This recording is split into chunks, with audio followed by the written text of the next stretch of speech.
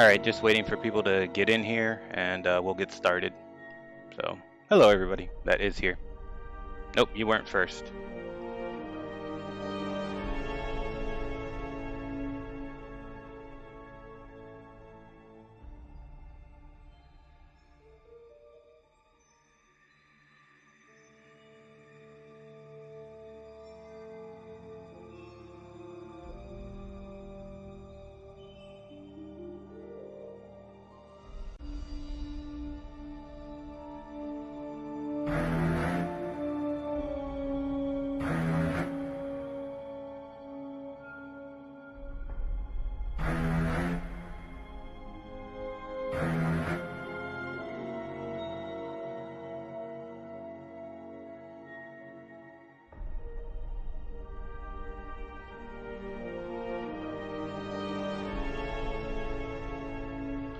Actually, I'm thinking right now while we wait for people to join in, I'll put this on right now.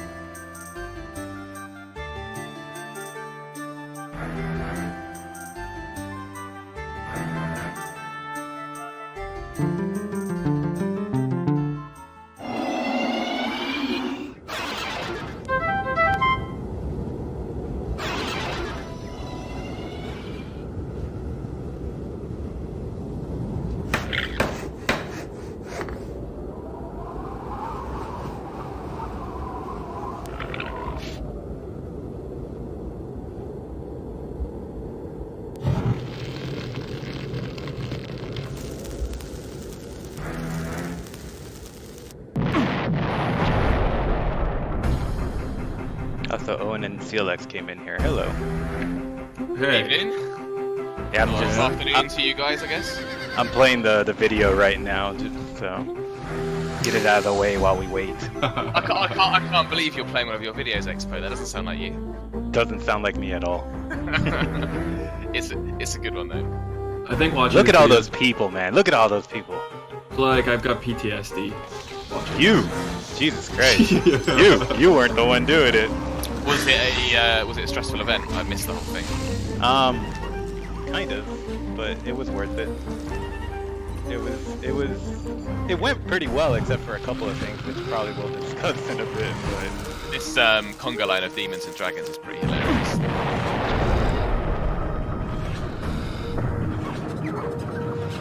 We realized later that doing the knockback calculations with 400 people on the screen basically made the server creak and crack under the pressure. It looked cool, but another limitation of what you can do with that many people in one place.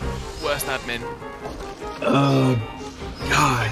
Thanks for ruining my Ultima Online experience. Yeah, what's Exactly. new? Oh, no. That's what I'm here for. I'm just here to ruin UO. One patch at a time. Did a fine job, my friend. What are we going to talk about tonight, Owen? Oh, we've got a lot of things to talk about tonight. The staff team, development team, has been hard at work on thinking about sort of the past and what we can learn from what we've done, the present, what players are experiencing, and identifying those issues that are flagged most often and bring up the most concern, and then the future with what we have in the works. Nice. The last 2 weeks have been pretty eventful. It's been it's been pretty exciting. We had the tournament that was or wasn't, which ultimately didn't happen because of a few unforeseen issues. Yeah. So what actually happened there for anyone that wasn't around? We had 106 contestants enter into the tournament, and one part of the system which we didn't foresee or Luthius didn't build in was that matches have to end or be over before the tournament begins. So people were, excitingly trying their new templates and dueling and in the rings, and then when the tournament started, it didn't properly sort of deactivate existing matches. Right. So the first few rounds happened, and then there was another bug that caused massive shard-wide lag every time someone won. So the matches that did proceed caused issues for the whole shard, which is one thing. We had, I think there were about 450 spectators and over 106 entrants in that tournament. But there were still 1,000 people that were playing on the shard that weren't involved in the tournament, and that interruption was just too great for us to ignore. So we ended up postponing the first tournament, which was a bit deflating, I think, for all of us, but typical Luthius fashion, he jumped on it and within 24 hours had it all recoded, and we had it up on the test server and ended up having a test tournament on last Thursday, whatever it was, in preparation for the actual tournament taking place, and everything ran really smoothly, and it was a really great showing, and we did a bit of a cash prize to grab people's attention and get them onto the test shard. And then how many people entered the test tournament? I think there was about 48. Yeah, that's pretty impressive. That's definitely related to you offering some kind of cash prize, Owen. Yeah, I think that's definitely motivating for people. And then once we knew that was working, we rescheduled the official tournament for this past Saturday, which saw another huge turnout. We had, I think, 89 entrants in the tournament. It follows the order rule set, so nothing too crazy. And the winner of that tournament was Axel. Second place was Choppa X, and third place was Ancient Alien. And it was fun. It ran really smoothly. I think people really enjoyed themselves. First place received $500, second place $250, third place $100. So the stakes were quite high. And they also got a statue. Axel has a statue in the arena, which lists him as Outlands' first champion. I think it's safe to say that's probably the largest cash prize ever for anything related to UO. Yeah, maybe. I haven't. I haven't. I think people have been really generous with their donations, and Outlands has been doing quite well. I think it's pointless if we're not going to reinvest in the shard in that way. There's definitely opportunities for us to pay back to the community and make enticing and exciting prizes. I think also with the new template system, for better or worse, it's allowing people from other shards to log in and check out Outlands and immediately jump in the game and jump in the tournament system, which begins to facilitate kind of an interesting esport tournament scheme. Yeah. So we'll see how things progress. We have another Chaos tournament, or the first Chaos tournament, happening this weekend. Chaos, there's no rules. It's going to be chaotic, and it's really just meant to be kind of a joking, fun day with nothing else attached to it. So there are no cash prizes for that. But I think as we hone in on tournament rule sets and making the tournament system into something really exciting, then we could definitely see, continued cash prizes to entice people to play and take part and make those ranking systems more meaningful. And, that whole system can evolve really naturally into something that's quite cool. So that happened Saturday. Chaos is this Saturday, the Chaos tournament. The Chaos tournament's this Saturday at 3. You can sign up now already on the Arena Stone if you want to. And you can view the rule set there as well. It was posted in the announcement channel in Discord if you want to check that out too. But definitely just come take part and have fun. There's no loss associated with it. So come kill each other. Get on that Arena Stone, maybe get some special black cloth. Just take part. What hue is the arena cost, the cloth? I mean, this is a test for you. Come on. It's 2052. It's a dark black. I think we might make it one shade darker because now there's charcoal on the hue shop, which is quite a dark black, which is there permanently. So I think we might make the arena hue cloth as close to real black without being real black as possible. Have you talked about the new things on the Prevalia vendor, the hue shop? No, we made some additions to the vendor recently. We had a huge patch, 2 huge patches back to back. Luthius has been coding like a machine, and one of those patches included an update to the Prevailing Merchant because it had been quite stale. A lot of people were feeling like Prevailing coin didn't have any value in game, so we wanted to make an effort to spice things up there. So we added a hue shop, which takes all of those traditional hues that you might find from bulk order deeds or the staining system on OSI and made them available for gold and Prevalia coin on the merchants. So you can dress in your sort of rich purples or whatever sort of classic hues you like from OSI, and those will always be there. That's a permanent collection, which might have hues added to it as we go, but for now, we're pretty happy with the range that's there. I think there's 25 hues altogether. Yeah, it's pretty amazing. We added 3 new limited edition clothing pieces. There's a belt and some pants and a poncho, whatever you want to call it. I think Luthius called it a ragged serape. So you can buy those, wear them. What they look like is in the patch notes, so you can take a look there and see what you're buying. And there's also some new deco items. There's curtains, there's a welcome mat, there's an entire bathroom set made out of marble if you have always wanted a toilet in your UO house. That's ridiculous, Owen, what you saying. I think the price is ridiculous, but you know, if you really want a toilet, you're going to pay $750,000 for it. What? Are you serious? Yeah. I want to hear about the first person that buys one of these. Oh, thanks for this, Expo. This really is next level. Yeah, I mean, if you're going to be the first person on Outlands to have a toilet, that should definitely be an achievement.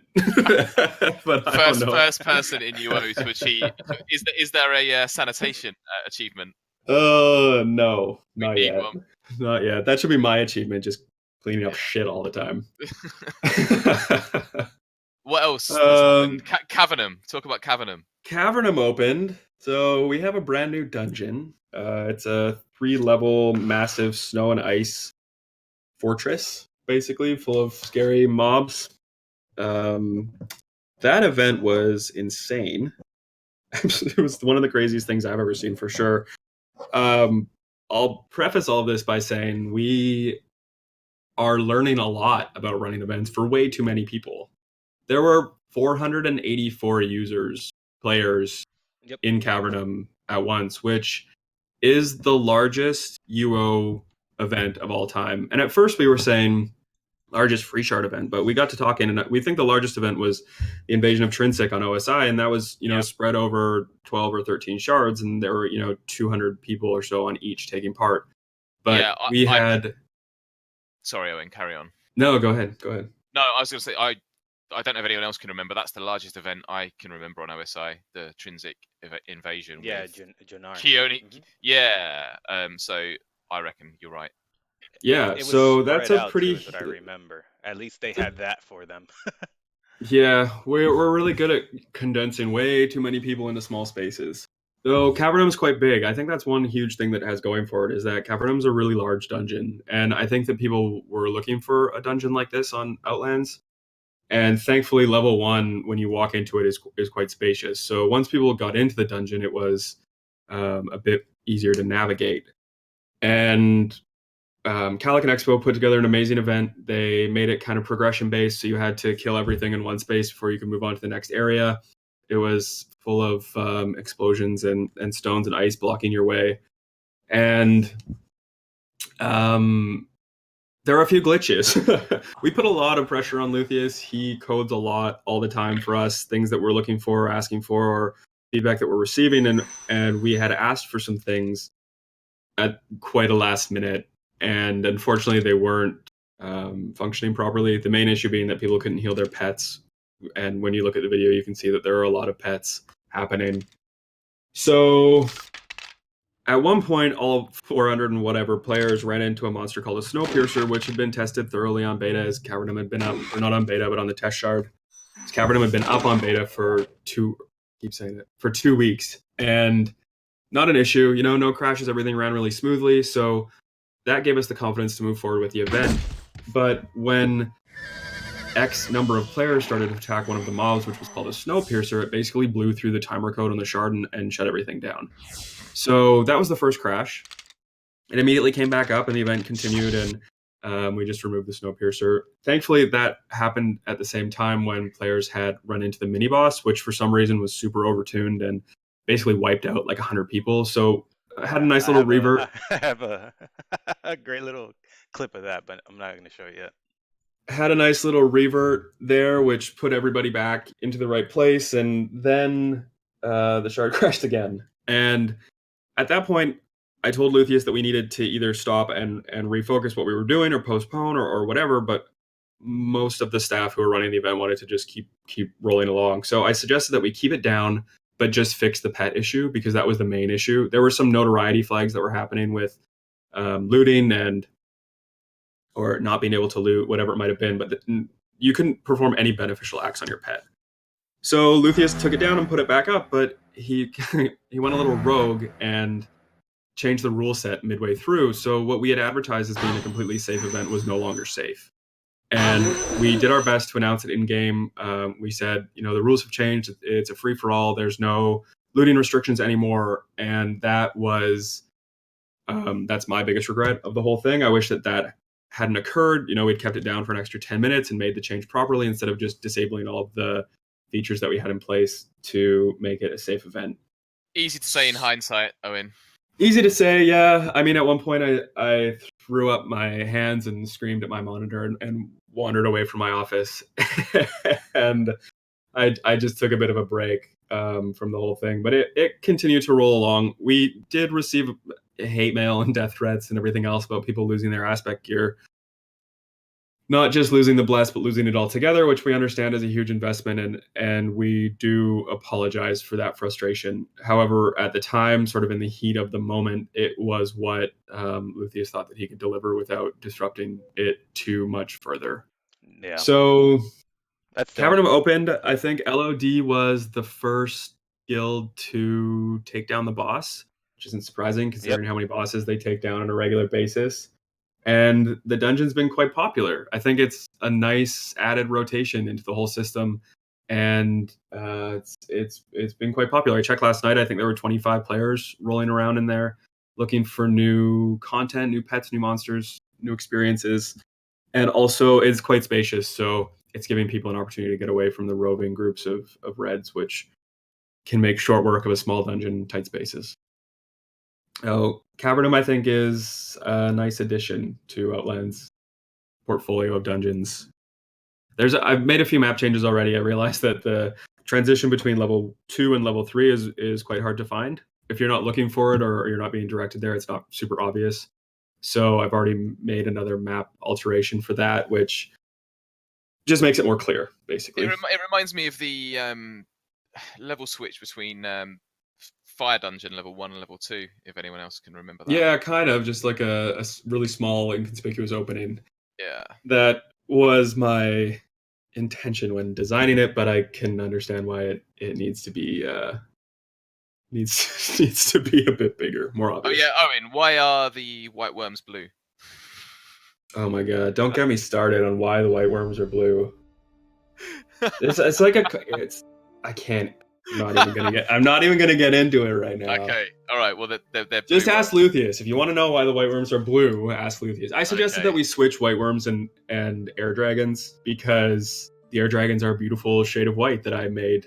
It's a custom hue that I developed with white worms in mind, and he put them on air dragons. And I've had this graphic that I've sent him like 100 times, and it's labeled and the hues are all there and everything, and it has specifically air dragons as that blue hue and white worms as the white hue, but he basically does the opposite of what I ask whenever I ask him regarding hues. They do look good.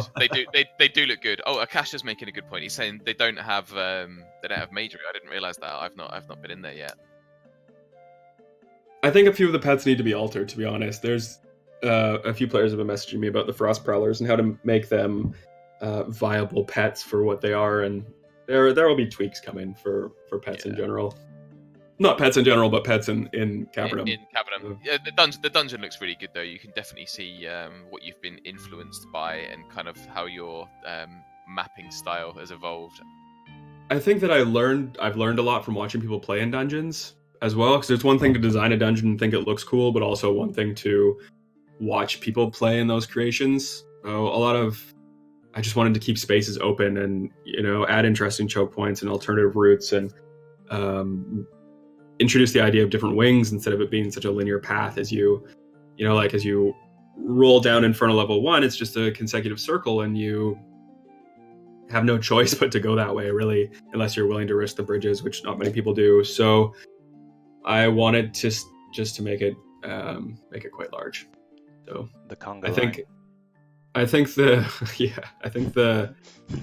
stayed pretty true to the references and the dungeons that I pulled to base this off of, in terms of size and dimension. I really like the lake. I think that's an area right now, just from watching people play, that's a bit underfarmed. I think it's great for bards, and the mobs are in close proximity, and they do drop quite a bit of gold. So that space, I think, should be a bit more heavily frequented. If you're not already, it's a great hunting spot. Also, you have 2 escape routes and gates nearby, so head in that direction if you haven't already. And with this... Go on, sorry. No, go ahead, ask. I was going to move on from that. So I was going to say, before we move on from the map, what else? Did you talk about Ossuary 4? No, Ossuary 4 is not... It's on the map, but we haven't implemented it yet, obviously. That's probably going to be the next event that we try to tackle. We'll see if we approach it in a different way. I was talking with Expo about some way to limit participation in that one. Even if we did 50 people at a time can roll through and they have an hour, and you're given your slot. But maybe the lead up event that we do, similarly to how we did supply the exhibition or expedition, could somehow tie into your access into Ossuary 4, so we don't run into this sort of overcrowded clusterfuck. Clusterfuck. Yeah, that's a I'm sorry. That's a good word for the opening of Cavernam. So Ossuary 4 is coming. I also added a new demon temple. You'll have to find that. I think some people have found it. I saw people in chat mentioning where it was. That is a high frequency demon spawn. It rotates through 7 different demons, so it adds a bit of spice to fighting them. Demons have also been buffed recently. They're doing unique attacks now. So that's a fun little hunting spot. The island that they're on has basically been reinvigorated as a hunting location. So head there. You can run all over it. When the spawn's down, you'll be able to find spawn elsewhere on the same island, and get some overworld hunting areas which was one of the main things that I want to start doing, is revitalizing the overworld, because I think now players have moved on from the beginning stages of the game for the most part. The huge chunk of population that we have has been with us for the past 3 months, and now they're looking for harder content to tackle, which isn't necessarily boss content, because that's a whole other ballgame. So the addition of the Demon Temple is the first part of many in this sort of overworld revitalization of making those overworld spawn areas more interesting. And also we've added the casino, which is accessible, or will be accessible, through Prevalia. And Luthius has 2 games coded and ready to go for that. Poker isn't ready yet, but it's in the pipeline. So I think we're calling it the Golden Ingot, and it will be accessible through Prevalia. We shared some screenshots in the announcement channel. It's also in the patch notes. It's a cool looking building. I don't know if Expo, you want to pop over there if you have access to it. I was already en route. Bit of a delay on the stream. Oh, do I? Oh, yeah, there. No, I do. I'm watching. There we go. So here's a Golden Ingot, which looks like an old school Vegas casino. This is so good. I think it's quite cool. It's going to be a guard zone, but it's not a safe zone. So hey, I'm sorry, because I was going to say, while we're here, we could talk about the games that you were talking as well. Yeah, so Monster Shuffle is there. If you want to double click those tables, you can see Monster Shuffle will be the first to go. It's kind of a random slot machine, basically. There will be different rewards for that. Basically, players have 3 cups they can roll through. There's different creature categories. You're trying to match them up depending on what you're looking for. Different types of them. But you're basically looking. It's a slot machine, UO themed slot machine, and the rewards that you get out of it will be statues and deco for your house. So that's a fun one. And then Liar's Dice is a game that Luthius coded. I think he first saw it on the Pirates of the Caribbean movie. I have no idea what this game is. Red Dead Redemption.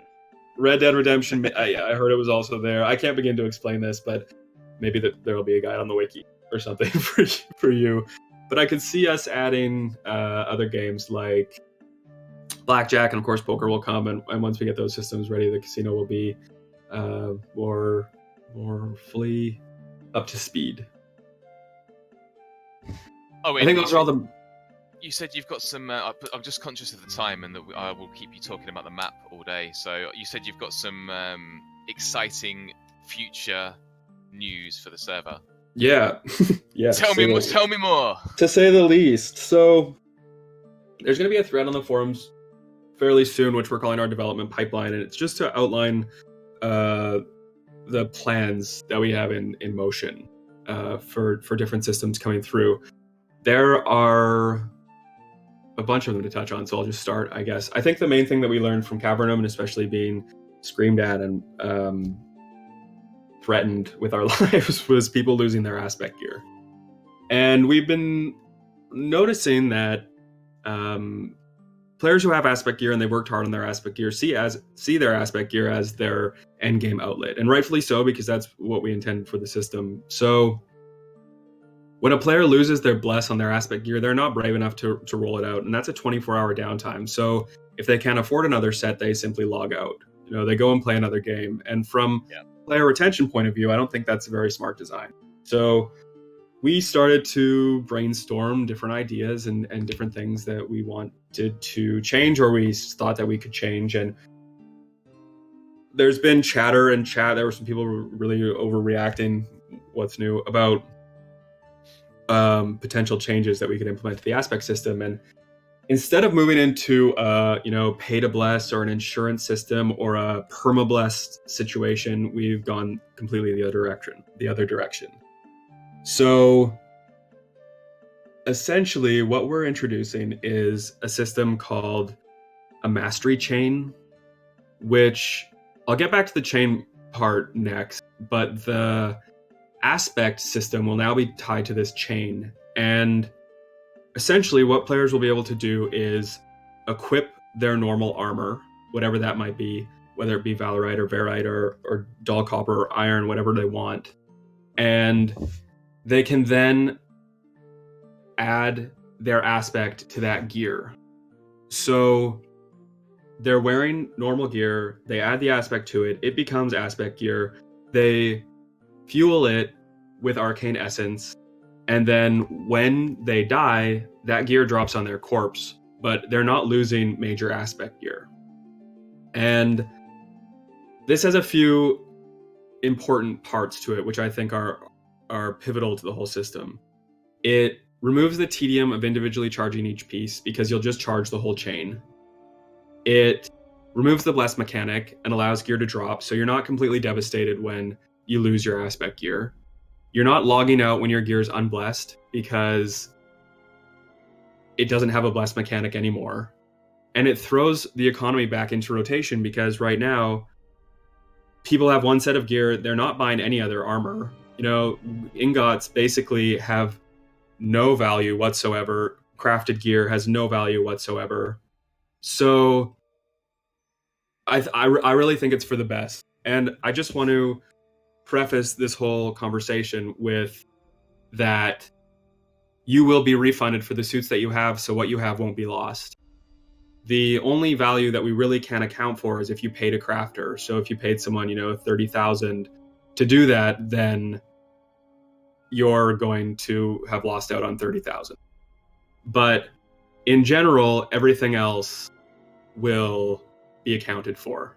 Everything will return back to what it was. There will be no loss. The whole thing, there's really no downside to any of this, in my opinion. And the system will take care of everything for you. So it should be a really straightforward transition. We're obviously going to be doing a lot of testing on this, because I think that the aspect system is really pivotal. Hold on just 1 second.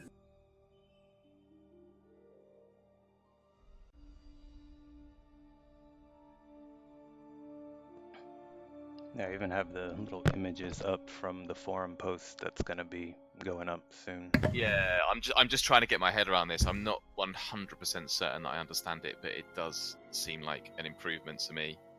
So basically, aspect gear won't physically exist anymore.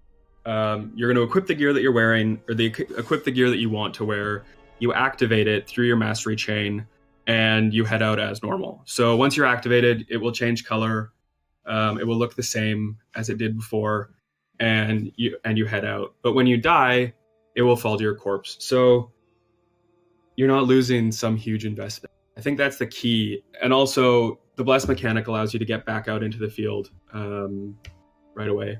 So I think it's the right way to move forward with the aspect system, which was really causing more grief and heartache than anything. And I understand that the suits are really valuable. I think someone did the math, and right now a command suit's like $3 million. So, or 3 million gold. so it's heart-wrenching when you lose it. These pixels are valuable to people, and it's a lot of time and effort spent into it. So it's important that it was something that we really needed to address. I think it was a design flaw moving forward. I think this is an instance where this change needed to happen. This is something actually that a player named Black Tea had brought forward at the very beginning when we introduced this system. And what I'm starting to realize now is that Black Tea's always right. So Don't we say should that. we should always listen to Black Tea. So there's a few questions, Owen, if you don't mind, while we're on it. Sure. So I'll just try and read through. So Stormay said, how will this work with current gear and aspect levels in terms of transitioning? You won't lose anything in terms of your levels. In terms of gear, it will all be recycled back into materials. So if you use the Valorite suit, it will return back to Valorite, and the materials that you use to craft it will be returned to you as well. So they should return back into the market. But stay tuned for those exact details, because Luthius is working it out now. But we're adamant that you won't be put out of anything. And of course, your levels will remain. So that's not changing. That makes sense. Okay, Costin is asking what happens with cores and extracts now. I'm assuming you still have to consume them in the same way, but not directly onto the armor or the weapon. Is that exactly? So you have to consume them as you level up your aspect levels. You still require those cores and extracts and distillation to level your gear. So the requirement for those items is still there, which is why if you use them, if you use your command cores or your lyric cores or whatever it might be to get you to that point, you're not actually losing anything, because that all of your aspect levels are transferring straight across. Got it. Okay, so the next question. So if I am tier level 10 in my aspect, what will that mean in the new system? 10. You're still 10. Yeah. You're still the same, straight across the board. No, there will be no loss other than your physical gear set will be recycled or returned back to its original materials, which you can then use and wear to head out and fight in right away. And the fact that these gumps all exist, it looks fairly well developed. I'm guessing this isn't too far into the future. Yeah, no, this is a system. I think right now Luthius has it as about 75% completion right now. So the second part of it is this mastery chain system, which is a whole other ball game. What we were realizing at the core of Outlands is that beyond the aspect system and developing your character, there wasn't really anything to work towards. There was nothing worth fighting for. There was nothing worth building community over or alliances or contesting and a really long-term goal. I think the start of the Shard went off with a bang. And there were some oversights that were made in terms of the skill mastery system, which should have been a long-term system, but ultimately wasn't. And the point that I'm trying to make is that we needed to build on top of our existing systems to create another endgame system. And other shards have systems that people spend, years working on. and their grinds and their sinks and their everything else. And, people do crystals and fragments and stones and whatever else. So our take on the end game system is the mastery chain. And I asked a player in the community named Paper, who created a really cool little chain link graphic. And basically, maybe I should start with the changes to the boss system. Might be an easier way to swallow all of this. That's what I'm most interested in as well. So that'd be great to hear. Okay, so we're changing the way that players have access to bosses, first and foremost, because right now it's big groups of players who control everything, which is great. We're happy to support that community and see all of that happening, but groups of players who don't play all the time don't have access to the boss content that we want them to. So we're still working out the exact mechanic, but there will be a way for guilds to work towards a quota to summon a boss on their own time. So if your guild wants to kill Lord Bile on Friday night, they have a chance at doing that. And I think one thing that Outlands did or does currently is really funnels people into doing content on our time, which I don't think is the right way to present UO content or sandbox content in general.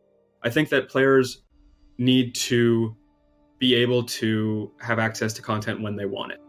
So my idea, whether it ends up being like this or not, is that each guild has a quota. On your guild menu, you see that you need to kill 50,000 difficulty worth of a monster in order to have a chance at summoning a boss.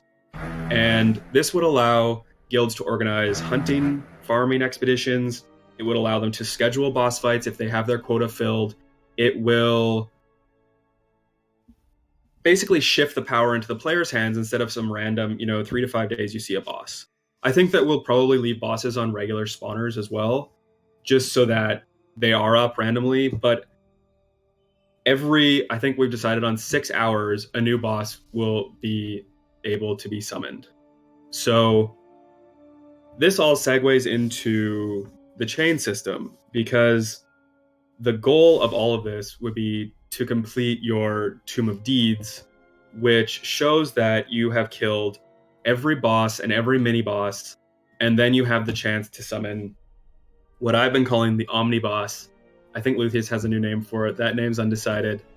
But the Omniboss will be kind of like our Harrower system. So when a boss is killed, you'll have a chance at getting this token, and then you add the token to your tomb, and as you complete everything, it will give you a chance to go and summon the Omniboss. And the Omniboss will be a high hit point monster spawning in a neutral area, which will create contests, because it will be one of few places where you'll be able to have or receive a mastery chain item. So the mastery chain range in different, or mastery chain specialties range from things like increased mana regeneration to increased hit chance to increased accuracy to increased luck and loot, increased crafting chance, increased whatever it might be. There are bronze, silver, and gold. Bronze is 1%, silver is 2%, gold is 3%. And the goal would be to complete your entire chain up to 25 links.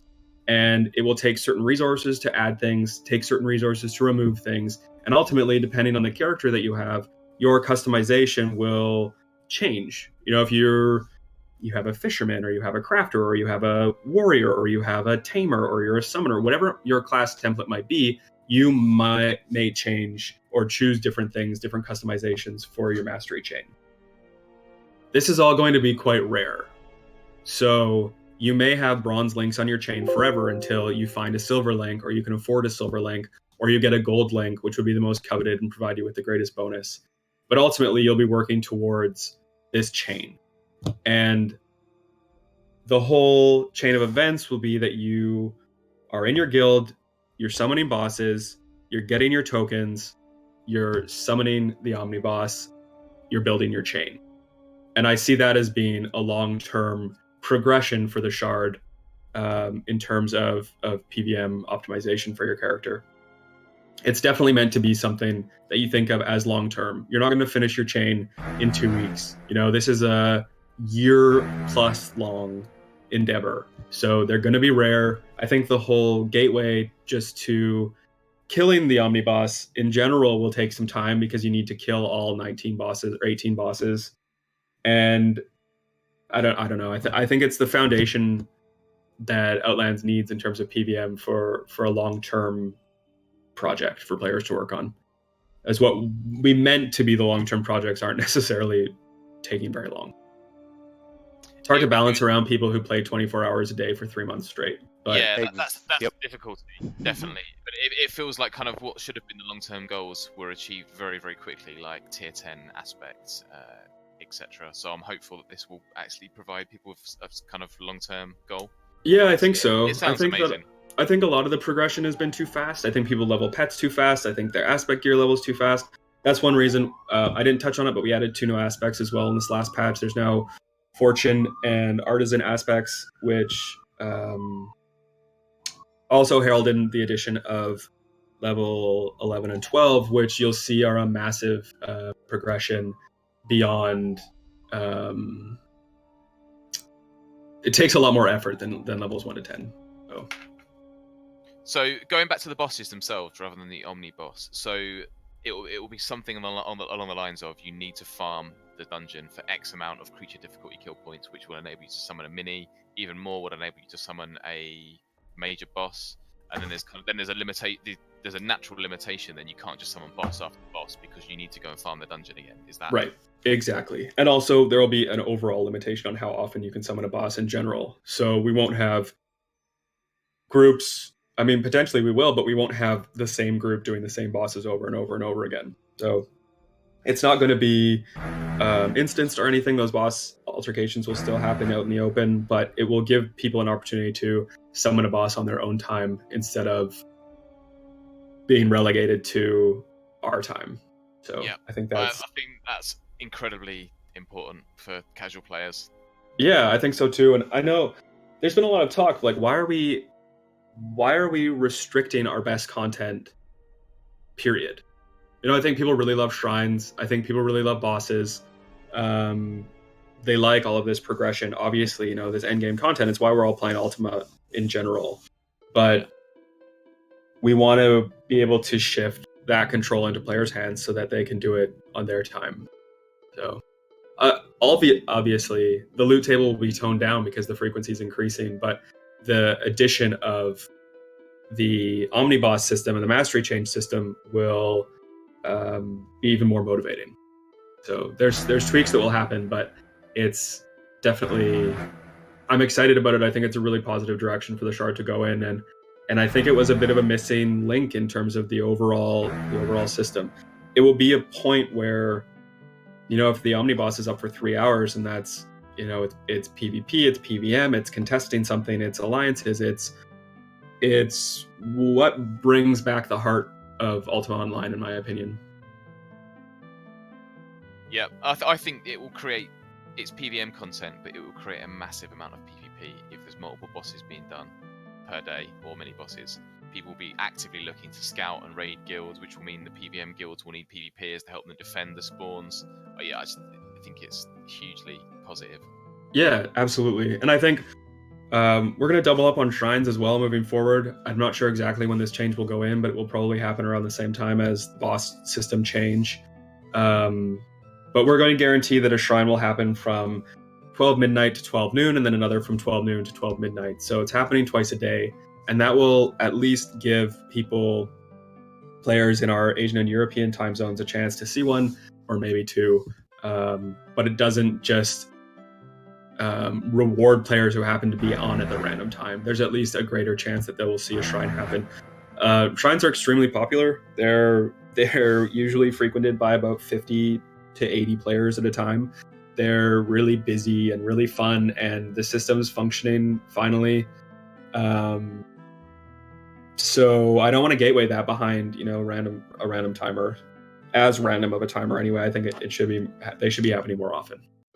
it's an opportunity for a lot of really interesting things to take place. I don't think a lot of that potential has necessarily been reached yet in terms of PvP and contesting. And there was an incident earlier when the shard crashed and a group of players stood over the corpse and wouldn't let anyone have their tokens. And that kind of notoriety, like hate stuff, it adds to the lifeblood of the shard. As difficult as it can be to swallow, it does definitely make for some interesting occurrences. Right.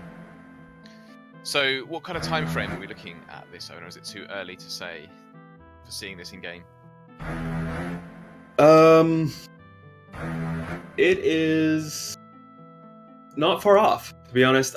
You'll see on the post, when the post is put on the forums, the Luthius has a bit of a breakdown on how complete things are. So I think like the mastery chain system's about 75% done. I think he's got the aspect rewrite basically finished. I think we're looking at, a 2 to 4 week period for implementation of most of these ideas. So it shouldn't take long to have these ideas rolling now. And then what's next? So those are two major systems. I've kind of brushed over them and not been too specific about everything, mostly because those details are still being worked out. And it'll be more in depth on the forums as well. So yeah, and those details are posted more in depth as usual in the patch notes, and that information will come out shortly. Few other things that we have to talk about are guild stuff. Yeah, I'm going to talk about, we have the exchange officer in the works. I'm going to talk about that first. The exchange officer will allow you to trade in previous event items. Maybe you missed the cutoff and you didn't get a chance to enter the actual event, or you stockpiled a lot of roast chickens or whatever it might be. So that will be implemented soon. I think Luthius is building it tonight. So that will make an appearance soon. Probably be in Prevalia somewhere. I'm actually rebuilding a bit of Prevalia. It kind of became a bit of a mishmash, which I wasn't pleased with. I think that the other cities look stronger, so I've started to rework them a bit to make them into something, to make Prevalia into something that that looks better. Anyway, that involves building a castle, which is going to be part of a future sigil-like system for the faction system. And in addition to that, there will be the exchange officer and some new stuff, because I deleted a mage shop. So I have to put that somewhere else. So Prevalia is getting a bit of a retune. And talk some more about factions, Owyn. What did you say about factions? Come on. Okay, so the guild system in general is seeing a bit of an overhaul, and that will be the guild feud system, which will allow two different guilds to fight each other over an amount of gold that they put on the table based on a certain amount of criteria. So if you want to put 500,000 gold on the table and the first guild to 60 kills wins, then they get 500,000. And that gold's held in escrow, and they duke it out. So there will be a reason for guilds to get into conflict. It will be bragging rights. It'll be fun. I think it should be great. So yeah, you can have a blood feud against another guild. You go to war with them. Once the blood feud's accepted, each guild kills another member, and they get a kill count, which gets tacked on. So it sounds really promising, and it should flag in-game messages when feuds start, when they're refused, kind of bragging rights that could give for people if it says X guild has refused the blood feud from X guild or whatever. Yeah, it sounds great. Yeah, I think the feud system is going to be really fun. I'm looking forward to that being a motivating drive for PvPers to get in and to play. And there will be specific flagging for that, so your craftsmen members don't get involved in feuds. They're not being ganked at the bank or their favorite crafting spot, but it will be an opportunity for guilds to duke it out in the field. Additionally, with that, we have the guild treasury as well, which is coming in, which I think is a really exciting feature, which will allow guilds to manage their finances. So obviously, if you're going to put money up for a blood feud, then you need to have some money going on in the guild. And there's a ton of different features with that you'll see when the gumps are released. Basically, you can tithe to your guild and fill the coffers of your guild, and then that money can be used to have feuds, basically. So Luthius, additionally, busy boy. yeah, additionally, there's a ledger, so you can see who's contributing and who's withdrawing, who's putting things up. I think there are a few ledger features that we have in the works, like for player vendors, so that you can see what's sold, how much it sold for, and also a transaction history for guilds as well. And then there will be the quota system as well for the bosses. So that's the whole guild overhaul. There will be 3 new additions to the guild system. And then PvP is a hot topic always. There's been a lot of chat, a lot of people who are saying that they have no reason to log in, or they're not finding oranges and they don't find fights, and subsequently because there aren't PvP, like sanctioned PvP fights happening, then they're moving into just griefing people or being a red. And I don't think that's healthy for the long term of the shard. So we're trying to work on ways for there to be more persistent PvP happening in the world.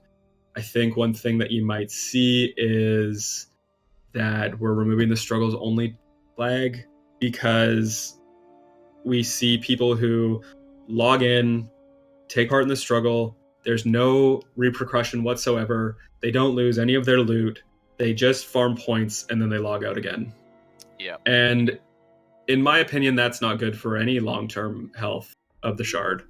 So those 30 people that are taking part in the struggle should be out in the world. They should be creating organic fights. They should be looking for fights and conflict. They shouldn't rely on us to always hold their hand and 6 times a day take part in a struggle. So we're hopeful that the sigil-like system, sort of base system that we're creating, will create an opportunity for that persistent PvP to take place more often, and also encouraging players to not just be flagged for the struggle and just log in for the struggle, and actually motivate them to take part in some overworld organic PvP.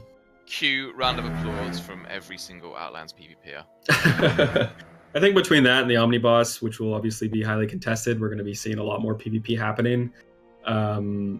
Overall, I think what we're searching for is some purpose and motivation for the faction system, because right now, from my point of view anyway, it seems a bit soulless. So I think too, for flashpoints, we need to make that system a bit richer. Right now it means nothing. You're showing up. In some cases, it's just people sitting there AFK farming prestige because they're chasing the leaderboard, but ultimately it doesn't mean anything. So we are working on making the entire faction system richer from the bottom. I think that struggles definitely have their place. I'm a bit disgruntled with how they've turned out in terms of participation and people farming just for, their mount token without any consequence. That to me is not a great thing. But stay tuned for those details on how we're working to make the PvP side of the shard more rich and enticing for people to take part in. Yeah, it just sounds like a natural process of seeing how players abuse the systems and evolving to make it work. Yeah, I think one thing that we're realizing is that if given the opportunity to take the easy road, players do, obviously. So if you can just take part in a struggle and no matter what, depending on what that looks like, if you're involved in a 15v15 Zerg, I don't know if that's necessarily participation so much, but I think it's we need to guide players into a bit of a more organic PvP experience than just these sanctioned events happening throughout the day. If you give people options to just do struggles and never losing any loot, they will get a decent percentage of people will get their fix from that alone. Right, but then they log out. Those players aren't taking part in the life of the shard, the community and the persistent experience which is what makes Ultima Online so special.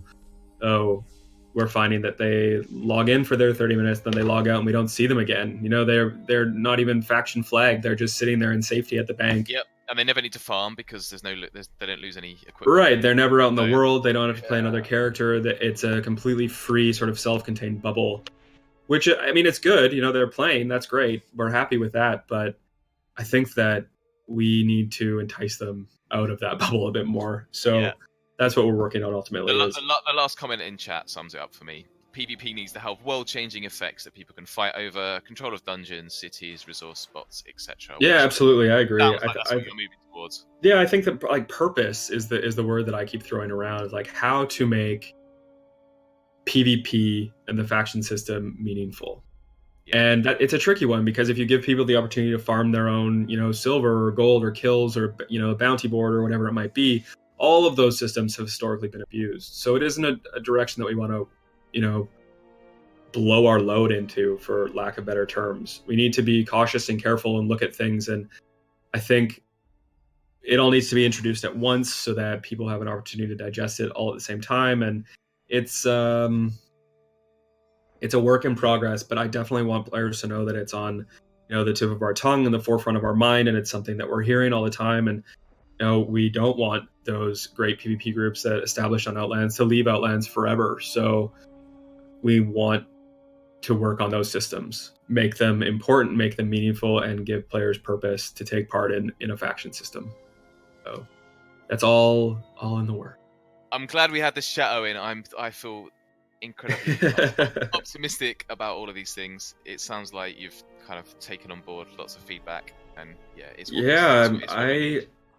I don't really know if anyone understands how much feedback I take on. The amount of messages that I get on a daily basis, and the amount of feedback, for better or worse, that I hear, and the amount of yelling and abuse that I take on a daily basis, which I then digest and neatly package with a bow and present to Luthius and hope that it's something that he jumps onto. But I think I'm getting through to him. I think I want players to know that they're getting through to me. I think that we have an idea. We definitely have the capability of implementing systems like this, all the way from dynamic map changes, which I'm working on currently, through to the coding side of things. So there's a lot of really exciting, engaging, original content coming from Outlands in the next few months and sooner. So I think it's a bright and exciting time for the Shard. I think players have a lot of reason to stick around and to play our content. There still seems to be a lot of new players starting up. Obviously, not the same surge that there was I think a lot of people were kind of hanging around the wings to see, is Outlands serious? Is this just going to be a flash in the pan? Are these developers invested in this project? Do they mean what they say? Or what is this going to look like? And we've had people, players that I knew from beta who didn't log in until we hit this point. We're seeing new guilds pop up. We're seeing a lot of people building characters. Our population really hasn't fluctuated. I'd say on average we have about 1,500 players online, which is still a huge number for any Shard. I think we definitely hyped up our population numbers. When we hit 2,068, we were very adamant and excited to announce it, and we made in-game announcements, and we made chat announcements, and we made posts on Reddit. But there was never any expectation on our end that we would hit 2,000 players ever, let alone that we would stay at 2,000 players. So for the people who are saying, they're not sharing their numbers anymore, that's just because our numbers are steady. We're staying around 1,500. We peak around, 1,650, 1,680. And then, during the average day, we might have 1,300, 1,400, 1,500 players online. So there's nothing alarming in terms of population drop off or even population growing, but we're definitely, Outlands turned 3 months old on Sunday or Saturday, I guess. Wow, just 3 months. Oh my gosh.